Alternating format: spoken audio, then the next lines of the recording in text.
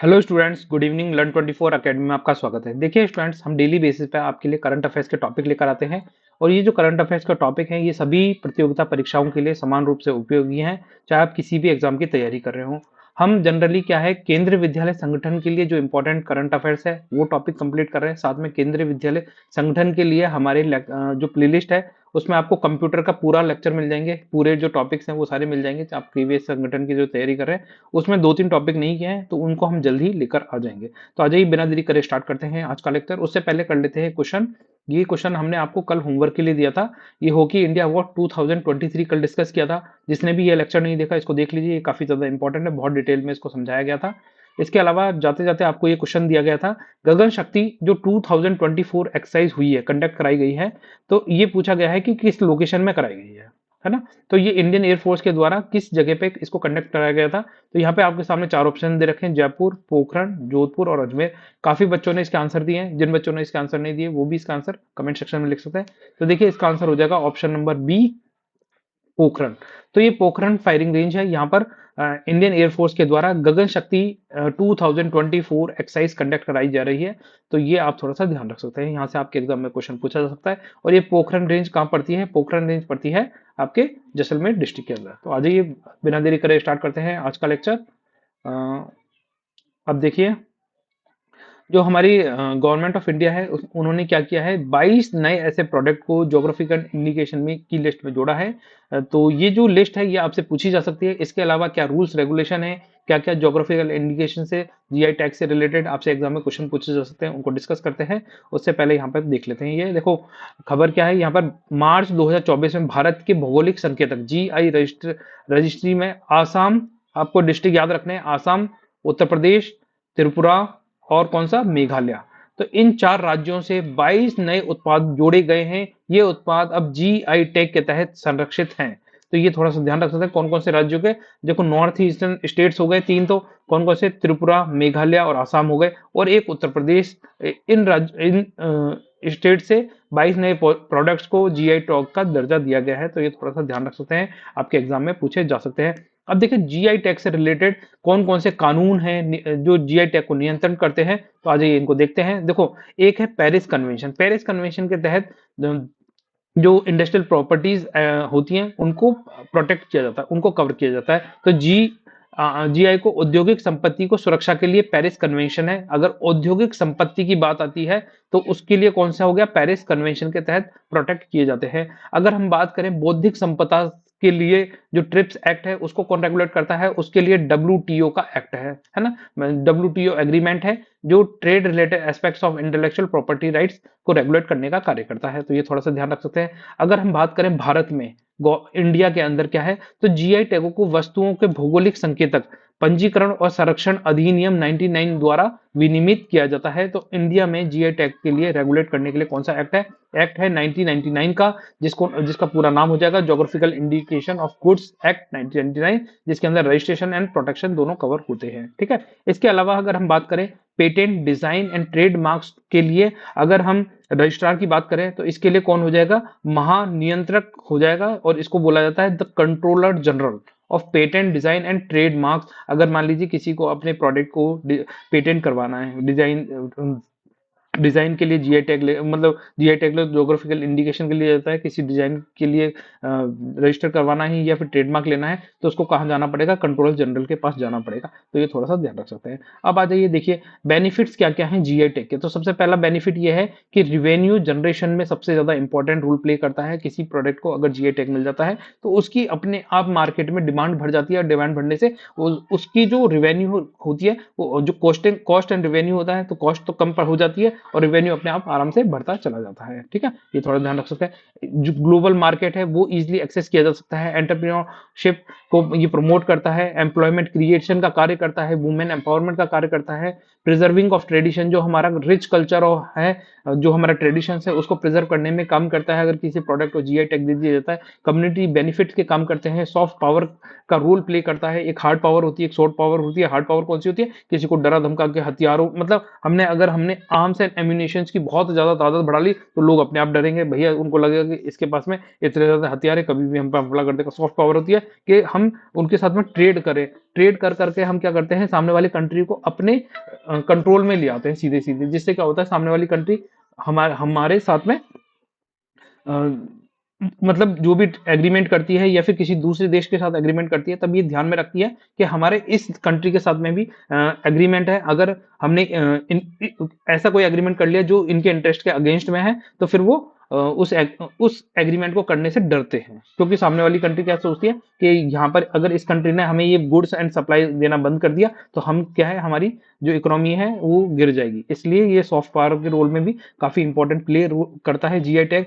फिर इसके अलावा कंज्यूमर कॉन्फिडेंस बिल्डअप करने में काम करता है और साथ में इंटेलेक्चुअल प्रॉपर्टी का भी काम करता है। ये थोड़ा सा ध्यान रखना है, जो इंटेलेक्चुअल प्रॉपर्टी राइट्स है उसको रेगुलेट करता है। ठीक है, अब आ जाइए इसके अलावा देखिए आसाम। आसाम में कितने 12 उत्पादों को शामिल किया गया। अब ये जो 12 उत्पाद है यहाँ से आपसे पूछे जा सकते हैं, तो इनको बहुत अच्छे से पढ़ना है, याद रखने की कोशिश करनी है। सबसे पहला हो जाएगा अश्रीकांडी टेराकोटा शिल्प। ये जो टेराकोटा शिल्प है अश्रीकांडी, ये याद रखना है, नाम याद रखना है, 3-4 बार बोलेंगे तो आपको याद रहेगा। दूसरा हो जाएगा पानी मेट का शिल्प। ठीक है, ये पानी मेट का जो क्राफ्ट है ये भी, इसको भी जीआई टैग दिया गया है। इसके साथ में सरथेबारी धातु शिल्प हो गई।